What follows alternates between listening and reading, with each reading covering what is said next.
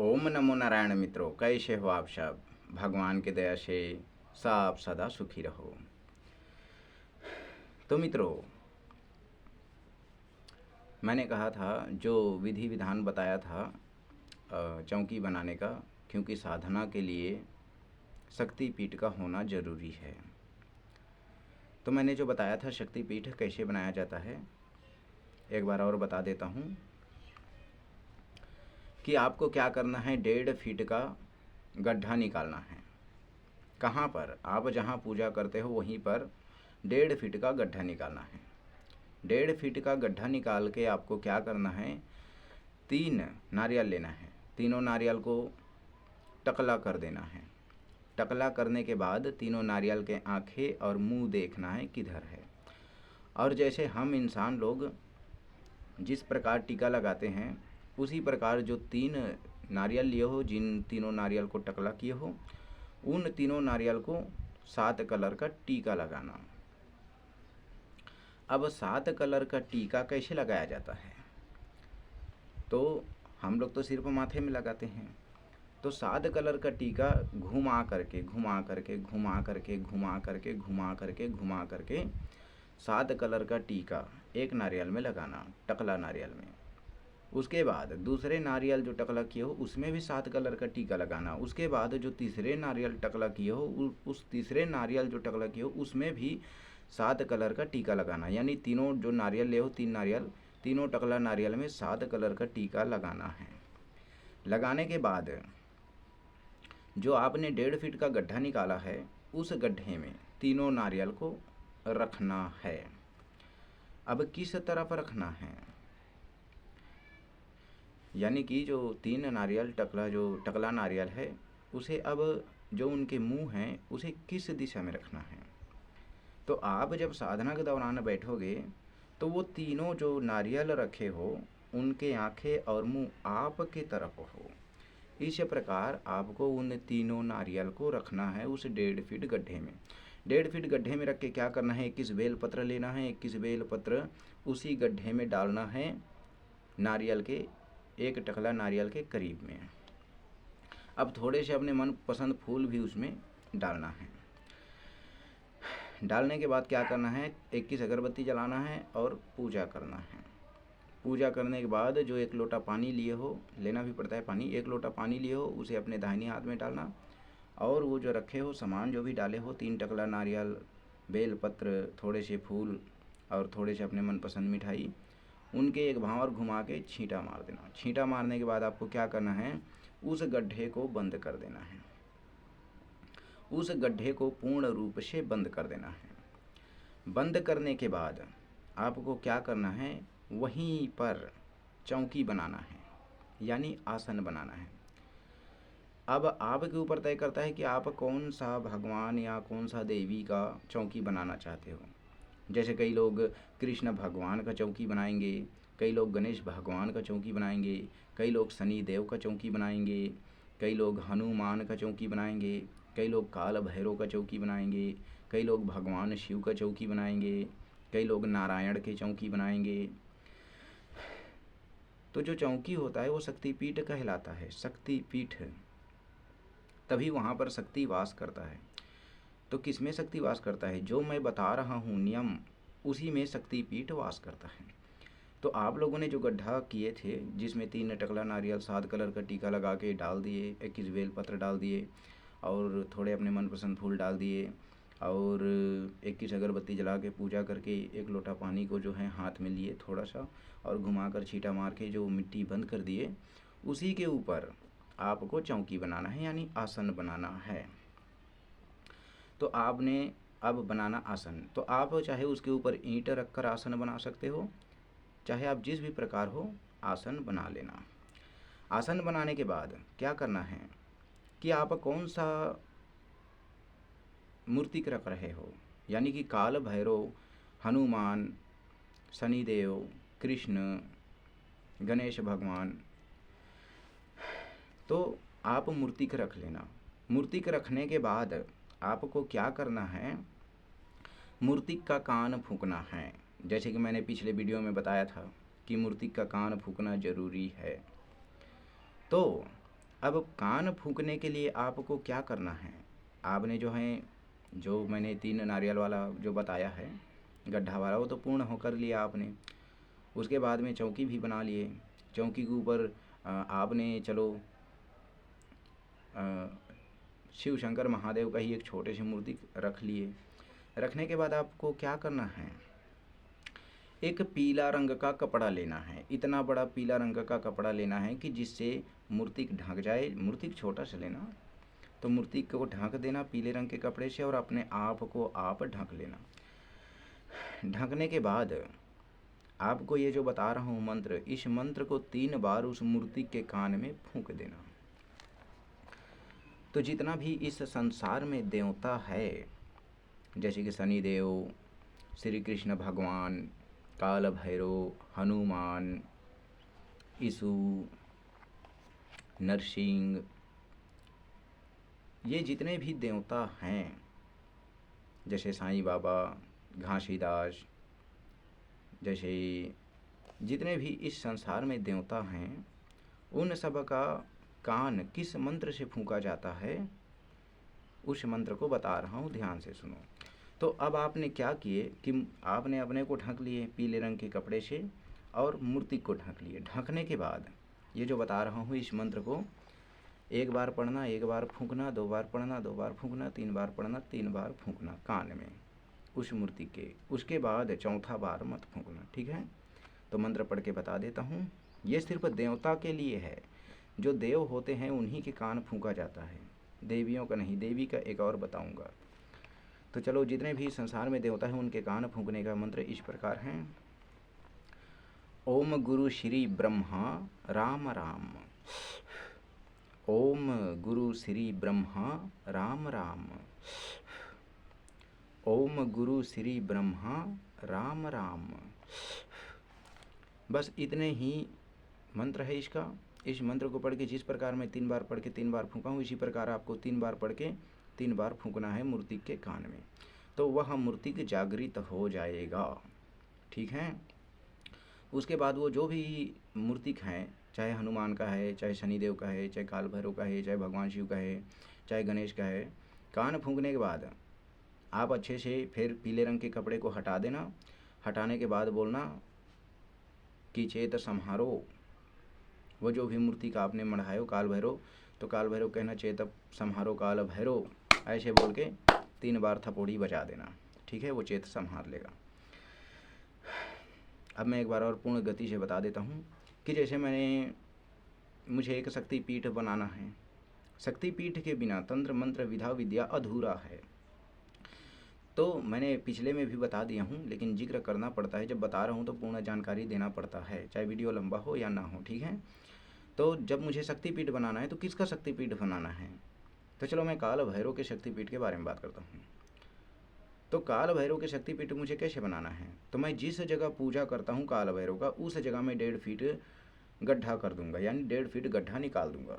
1.5 feet गड्ढा निकालने के बाद मैं 3 नारियल लूँगा। तीनों नारियल को टकला करूँगा। टकला करके तीनों नारियल में पहले एक नारियल में उनके आंखें मुंह देखूंगा, और जिस प्रकार हम लोग टीका लगाते हैं उसी प्रकार उसके आंखें मुंह देख करके वो टकला नारियल का, उसमें 7 कलर का टीका लगाऊंगा। 7 कलर का टीका लगाने के बाद दूसरे में भी लगाऊंगा, तीसरे नारियल में भी लगाऊंगा। तीनों टकला नारियल में मैं 7 कलर का टीका लगाऊंगा।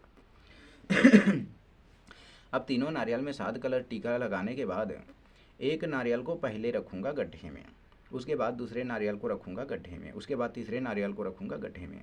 गड्ढे में रखने के बाद क्या करना है, 21 बेलपत्र लूँगा। 21 बेलपत्र लेकर मैं उस गड्ढे में रखूँगा। 21 बेलपत्र रखने के बाद क्या करना है, मुझे थोड़े से मेरे मन जो पसंद हो इच्छा अनुसार मैं फूल चढ़ाऊँगा। फूल चढ़ाने के बाद 21 अगरबत्ती जलाऊँगा। 21 अगरबत्ती जलाने के बाद जो मैंने गड्ढे में रखा है उसका जो 3 नारियल उनका मैं पूजा करूँगा। पूजा करने के बाद 1 लोटा जो पानी लिया है मैंने उसे अपने हाथ में लूँगा, जल को थोड़े, और 3 बार घुमा के छींटा मार दूँगा। छींटा मारने के बाद क्या करूँगा मैं, छींटा मारने के बाद मैं उस गड्ढे को बंद कर दूँगा। गड्ढे को बंद कर दिए। गड्ढे को बंद करने के बाद जो भी देवी देवता को मैं मानता हूँ उसको पाँव पड़ूँगा, सुमर लूँगा। उसके बाद क्या करूँगा, वहाँ मैं चौकी बनाऊँगा जहाँ पर मैंने काम किया है, ठीक है। चौकी बनाने के लिए, यानी कि शक्तिपीठ बनाने के लिए। वहाँ मैं क्या करूँगा, मैं ईंट डाल दूँगा। ईंट डाल के उसे अच्छे से प्लस्तर वलस्तर करके फिट कर लिया। फिट करने के बाद क्या करूँगा, वहाँ पर मैं एक काल भैरव का छोटा सा मूर्ति के बिठाऊँगा। मूर्ति के बिठाने के बाद मैं क्या करूँगा, एक पीला कलर का कपड़ा लूँगा। पीला कलर का कपड़ा लेने के बाद उस मूर्ति को पहले ढकूँगा। मूर्ति को ढकने के बाद मैं अपने आप को ढकूँगा, और अपने आप को ढकने के बाद इसी मंत्र से मैं काल भैरव का कान फूंकूँगा। ओम गुरु श्री ब्रह्मा राम राम। ओम गुरु श्री ब्रह्मा राम राम। ओम गुरु श्री ब्रह्मा राम राम। बस इतना समय फूकूंगा कान। उसके बाद मैं पीले कपड़े हटा दूंगा। हटाने के बाद 3 बार मैं थपोड़ी बजाऊंगा बोल के कि चेत संहारो काल भैरव। इस प्रकार मैं थपोड़ी बजा दूंगा, इससे वह चेत संहार लेगा। अब इसके बाद क्या करना है, इसके बाद ही उस मूर्ति के पास सरसों का तेल का मैं दीपक जलाऊंगा। ठीक है, क्योंकि मूर्ति चेत संहार लिया है। उसमें जो मूर्ति में जो चेत आते हैं, स्वयं शक्ति जो विराजमान होता है, उसी के बाद ही दीपक जलाया जाता है। ठीक है, तो उसके बाद मैं क्या करूँगा, मैं कपास का बत्ती लूँगा या नॉर्मल पोनी का बत्ती बनाऊँगा, और मैं सरसों के तेल में दीपक जलाऊँगा। जलाने के बाद अगरबत्ती लूँगा। अगरबत्ती लेकर के मैं पूजा करूँगा। उस मूर्ति का पूजा करके अच्छे से सुमरूँगा काल भैरव को, और जो भी मनपसंद फूल है वो चढ़ाऊँगा, और मेरे मनपसंद मिठाई चढ़ाऊँगा काल भैरव का। इतना काम हो गया। अब हो गया शक्तिपीठ आपका तैयार। अब शक्तिपीठ आपका तैयार है। अब उसके बाद पूछोगे कि गुरुजी हम शक्तिपीठ तो तैयार कर लिए, वो सब चीज़ तो कर लिए जो आपने कहे, अब हमें क्या करना है साधना करने के लिए। तो साधना करने के लिए आपको एक ऐसा गुरु बनाना है जो आपका जीवन भर का गुरु हो। तो वो कैसा गुरु होता है, बावा। बावा जानते हो, बावा एक तो ब्राह्मण होता है, पंडित ब्राह्मण, ये लोग कान फूंकते हैं, तो कान फूंकते हैं तो वो जीवन भर का गुरु। और एक बावा होता है, बावा वो भी कान फूंकता है, वो भी जीवन भर का गुरु होता है। तो उन्हीं से आपको कान फूंकवाना है, यह तांत्रिक मांत्रिक से कान नहीं फूंकवाना। ठीक है, कोई बोलेगा कि साधना करना चाहता है, तो बोले हाँ तो कान फूंकवाया है, तो नहीं तो मैं फूंक दूँ कान, तो उनसे कान मत फूंकवाना, ये तांत्रिक मांत्रिक का काम नहीं है। ठीक है, जो असली गुरु हो, रियल, उससे कान फूंकवाना, वो जीवन भर का गुरु बनेगा। फिर जीवन भर का गुरु बनने के बाद वो उसका काम क्या रहेगा, वो आपके घर जाएगा। आप जब भी निमंत्रण दोगे वो आपके घर जाएगा, वो घूमेगा फिरेगा खाएगा पिएगा। वो काम बूता यानी काम वाम कुछ नहीं कराया जाता उस गुरु से, क्योंकि गुरु से बड़ा न कोई भैया, गुरु से बड़ा न कोई। ठीक है, तो गुरु से बड़ा इस संसार में किसी को माना नहीं गया है। तो हमारे भी इधर हमारे मामा का जो गुरु हैं वो आते हैं, उन्हें काम वाम नहीं कराते, वो सिर्फ घूमता है फिरता है खाता है पीता है और अपना दान दक्षिणा लेके चला जाता है। ठीक है, तो इस प्रकार का गुरु, ऐसा गुरु नहीं कि किसी ने कान वान फूंक दिए तांत्रिक मांत्रिक ऐसे करके तो हम साधना करेंगे तो हमें सिद्धि मिलेगा, ऐसा गुरु नहीं। वो गुरु बनाना है जो जीवन भर का कान फूंकते हैं एक बार। ठीक है, हालांकि वो मैं मंत्र जानता हूँ कि बाबा लोग और पंडित लोग किस मंत्र से कान फूंकते हैं, लेकिन वो मैं नहीं बता सकता। ठीक है, तो जैसे मुझे किसी ने कहा था कि आप मेरे गुरु बनोगे, तो मैंने कहा था कि हाँ भाई, लेकिन मैं जीवन भर का गुरु बनूंगा तो मैं थोड़े थाड़े दक्षिणा नहीं लेता। ठीक है, उसके बाद सिर्फ मेरा काम है घूमना फिरना। हाँ, लेकिन हर कारज में जाऊंगा, जब भी आप बुलाओगे हर कारज में जाऊंगा। इस प्रकार का गुरु बनाना। ठीक है, तो जो भी आपका कान फूकेगा वो आपका जीवन भर का गुरु बन जाएगा, और जीवन भर का गुरु बनने के बाद आप जब भी उसे निमंत्रण दोगे वो आपके घर आएगा ही आएगा। ऐसा वाला गुरु आपका कान फूकेगा और आपका जीवन भर का गुरु बनेगा। तभी आप तंत्र मंत्र विधा विद्या साधना में सफलता प्राप्त करोगे। ठीक है, उसके बाद आपको क्या लेना है, गुरु दीक्षा लेना है। गुरु दीक्षा। अब गुरु दीक्षा लेने के बाद ही आपका साधना होगा शुरू। आप चाहे काल भैरव का साधना करो, चाहे काली का, चाहे दुर्गा का, चाहे चंडी का, चाहे चामुंडा का, चाहे अष्टंगी का, चाहे बगलामुखी का, चाहे प्रत्यंगिरा का, चाहे महालक्ष्मी का, किसी भी देवी का आप साधना शुरू करो या किसी भी देवता का साधना शुरू करो, वहीं से आपका शुरू होगा साधना। तो सबसे पहले शक्ति पीठ के बारे में मैंने बता दिया आपको। दूसरे मैं मंत्र बता दिया हूँ कि देवता का कान किससे फूंका जाता है, जो देव हैं मूर्ति का। तीसरे मैं बता दिया हूँ कि आप साधना करने से पहले अपने कान फूंकवाना, और ये किसी ओंगी ढोंगी गुरु से नहीं, उन गुरुओं से जो आपका जीवन भर का गुरु बने, जैसे बाबा होता है या ब्राह्मण होता है, उनसे कान फूंकवाना। उसके बाद का आपका काम क्या है, आपको गुरु दीक्षा प्राप्त करना। कोई भी गुरु अगर आपको गुरु दीक्षा देता है तो उस गुरु दीक्षा को ही प्राप्त करके आप साधना शुरू कर सकते हो। अब चलो मैं बताता हूँ कि देवी का कान किससे फूंका जाता है, किस मंत्र से फूंका जाता है। जैसे मानो कि किसी ने माँ काली रखा है और माँ काली के चौकी बनाया है। अब माँ काली के लिए चौकी बनाया है 5 नारियल गड्ढे में डालकर, तो बोलेगा गुरुजी मैं किस मंत्र से माँ काली का कान फूंकूं। तो इस संसार में जितने भी देवी हैं उनके कान फूंकने का मंत्र मैं बता रहा हूँ, ध्यान से सुनो। मंत्र इस प्रकार हैं देवियों के कान फूंकने का। ओम गुरु श्री राम राम, ओम गुरु श्री राम राम, ओम गुरु श्री राम राम। इस प्रकार का मंत्र है मित्रों। जैसे मानो कि मैंने माँ दुर्गा का शक्तिपीठ बनाया हूँ और मूर्तिक भी बिठा दिया हूँ। मूर्तिक चाहे बहुत बड़ा हो चाहे छोटा हो, अब मुझे माँ दुर्गा का कान फूंकना है तो मुझे पीले रंग का कपड़ा लेना है। पीले रंग का कपड़ा ले लिए। अब मैंने पहले मूर्तिक को ढक दिए, उसके बाद अपने आप को ढक दिए, उसके बाद माँ दुर्गा के कान में इस मंत्र को मैं 3 बार फूंकूंगा। ओम गुरु श्री राम राम, ओम गुरु श्री राम राम, ओम गुरु श्री राम राम फूंकूंगा। उसके बाद कपड़े को हटाऊंगा। उसके बाद मैं कहूँगा चेत संहारो माँ दुर्गा 3 बार। ठीक है, ये मैंने फूंक दिए कान। तो इन्हीं मंत्रों से देवी और देवता का कान फूंका जाता है। अब पूछोगे कि गुरुजी वो तो पता है, हमने वो शब्द तो कर लिए, लेकिन देवता का किस कान में हम मंत्र को फूंके और देवी का किस कान में हम मंत्र को हम फूंके। तो याद रखना, देवता का कान यानी जो नर जात देवता है, जितने भी देवता, उनके दाहिनी कान फूंकना। ठीक है, जितने भी संसार में देवता हैं और नर जात हैं उनके दाहिनी कान फूंका जाता है, और जितने भी संसार में देवी हैं और नारी जाति हैं उनके बाएं कान फूंका जाता है। ठीक है, याद रखना। तो जो भी देवी के शक्तिपीठ बनाए हो वो देवी माँ के बाएं कान में फूंकना। जितने भी देवता के शक्तिपीठ बनाए हो वो देवता के दाहिनी कान में फूंकना इन मंत्र को। ठीक है, तभी अलग गलत मत करना, तब जाके आपको साधना सफलता प्राप्त होगा। ठीक है, ऐसे में साधना के लिए आप भटकते रहोगे, आपको कभी साधना सफल नहीं कर पाओगे। सिर्फ तंत्र और सिर्फ मंत्र को आप सिद्धि कर करके चलाते रहोगे। हाँ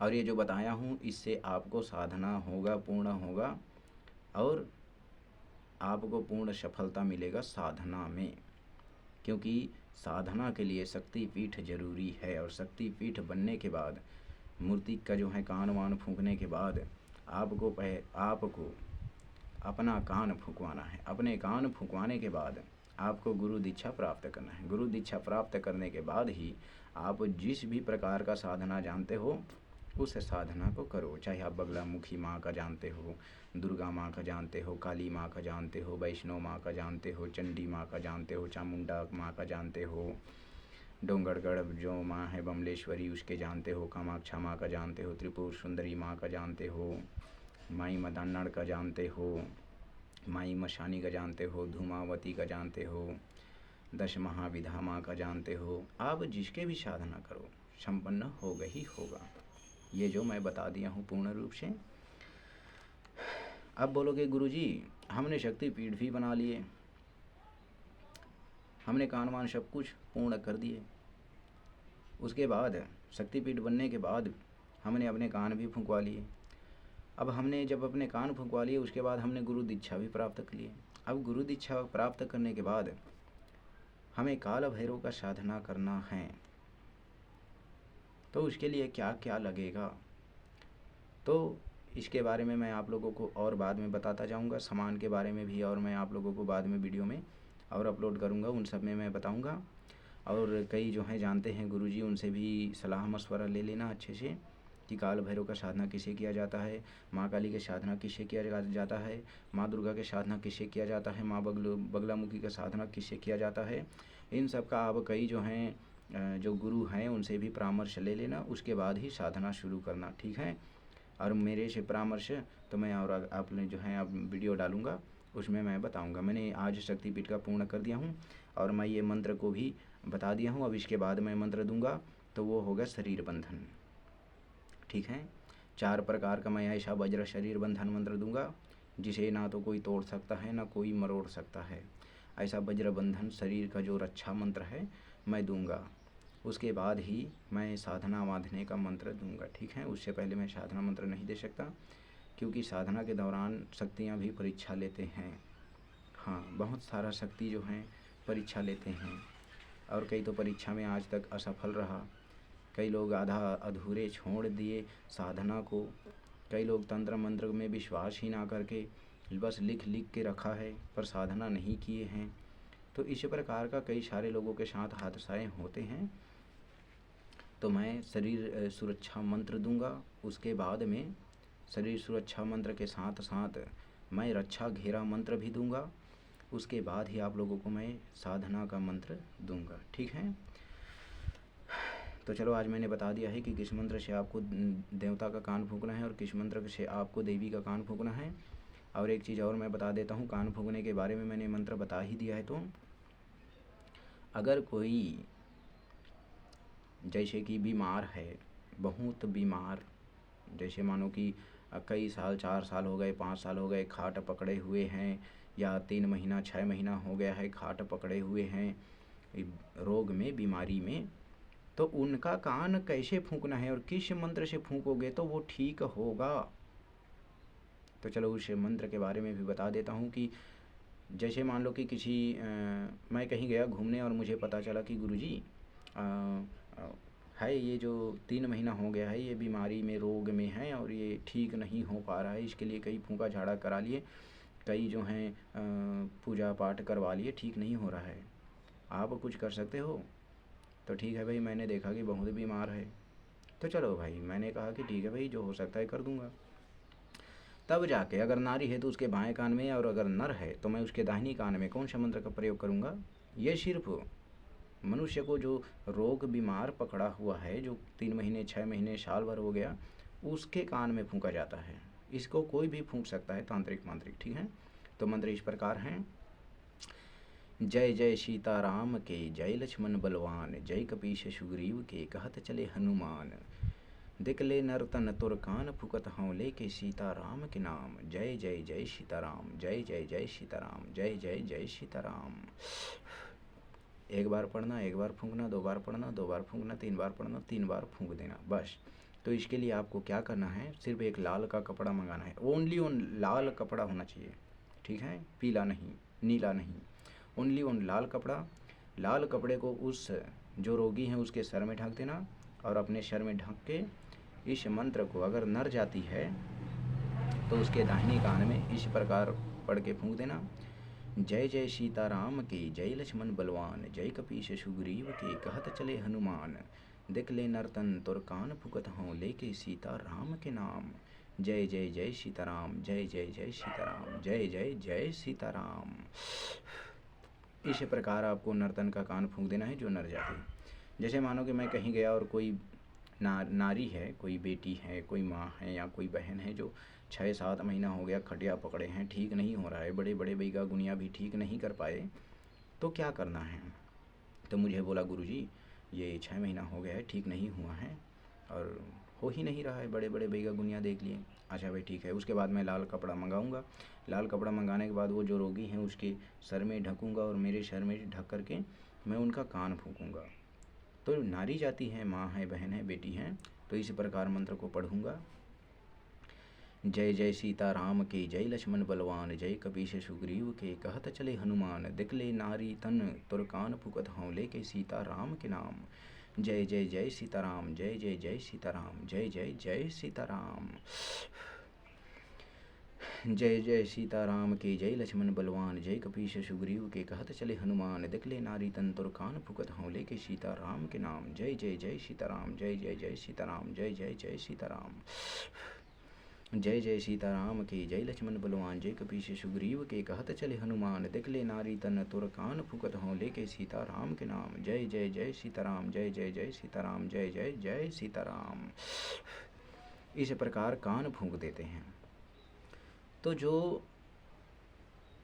बीमार है, बीमारी में जो 6 महीने साल भर हो गया है, वो भी धीरे धीरे धीरे धीरे धीरे धीरे धीरे ठीक हो जाता है।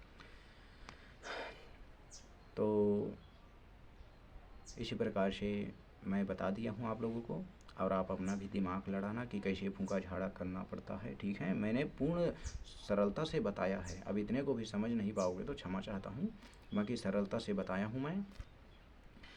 और मैं आगे बताऊँगा कि मनुष्य के शरीर में कितने प्रकार का विपत्ति होता है। ठीक है, लोग बोलते हैं कि गुरुजी हमने आपसे फूंकवाए ठीक नहीं हुए। अच्छा, तो भाई मैं मंत्र चला रहा हूँ, अगर मंत्र से कट नहीं रहा है तो आपका कोई और प्रॉब्लम होगा, उसे भी चेक करो। तो मनुष्य सिर्फ 2 ही चीज़ में जाता है, 2 चीज़। क्या? पहला है तंत्र मंत्र, और दूसरा है शारीरिक रोग। तो लोग बोलते हैं गुरुजी आपने फूंके ठीक नहीं हुए, और हमने डॉक्टरी भी कराया है उसमें भी ठीक नहीं हुए। तो इस संसार में कितने प्रकार का मनुष्य को रोग हैं, दुख हैं, पता है? कर्म दोष। हाँ, अपने कर्म को भी तो देखना चाहिए। तो इसलिए मैं कहता हूँ,